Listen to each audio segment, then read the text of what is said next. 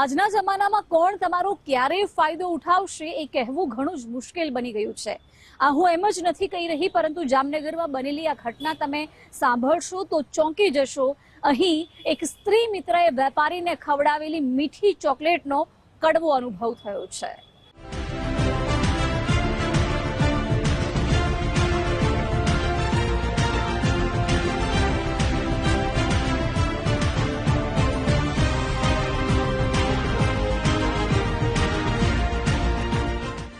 જો તમારી સ્ત્રી મિત્ર હોય અને જાહેરમાં તેને ચોકલેટ ખવડાવો તો થોડું ધ્યાન રાખજો, કારણ કે આવી રીતે ચોકલેટ ખવડાવવી જામનગરના એક વેપારીને એવી મોંઘી પડી છે કે હવે મીઠી ચોકલેટ તેમને કડવી લાગે છે।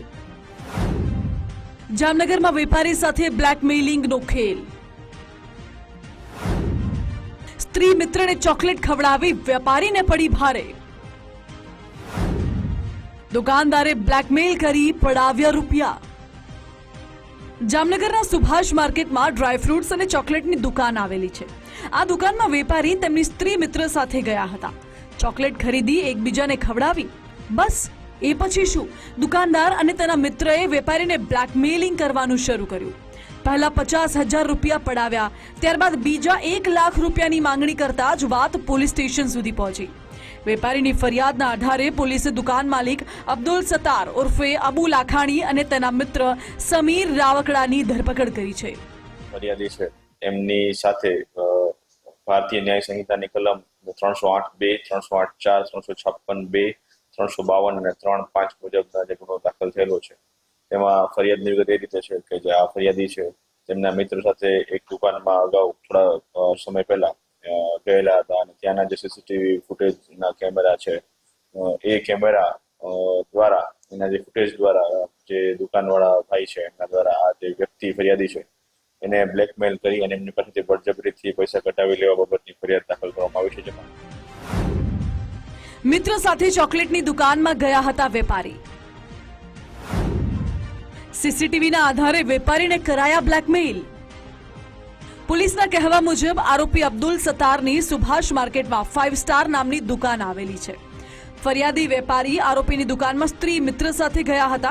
દુકાનમાંથી ચોકલેટ ખરીદી સ્ત્રી મિત્રને ખવડાવી હતી, જેના વિડીયો દુકાનમાં લાગેલા સીસીટીવી કેમેરામાં કેદ થઈ ગયા।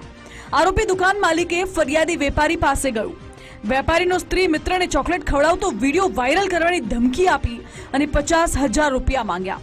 બદનામીના ડરથી વેપારીએ આરોપીને 50,000 રૂપિયા આપી પણ દીધા, જેના અઠવાડિયા બાદ આરોપી અને તેના મિત્રએ ફરી વેપારીને ફોન કર્યો અને 1 લાખ રૂપિયાની માંગણી કરી। વેપારીએ રૂપિયા આપવાની ના પાડતા જ આરોપીએ સોશિયલ મીડિયામાં વિડીયો વાયરલ કરી દીધો। આ વિડીયો વેપારી સુધી પહોંચતા જ તેમણે પોલીસ સ્ટેશનમાં બંને આરોપી વિરુદ્ધ ફરિયાદ નોંધાવી હતી। 50,000 તેમજ ફરીથી વિડીયો પણ બતાવી અને અગાઉનો બીજો એક વિડીયો પણ ત્યાંનો બતાવી એમની પાસેથી લાખ રૂપિયાની માંગણી કરવામાં આવેલી હતી। તો આ બાબતની ફરિયાદ સિટી એ ડિવિઝન પોલીસ સ્ટેશનમાં દાખલ કરવામાં આવેલી છે અને બંને આરોપી છે જેનું નામ છે અબ્દુલ સત્તાર ઉર્ફે અબુ કાસમ લાખાણી અને સમીર રાવકડા સંધી, આ બંને આરોપીઓને અટક કરી આગળની કાર્યવાહી માટે કાર્યવાહી ચાલુ છે।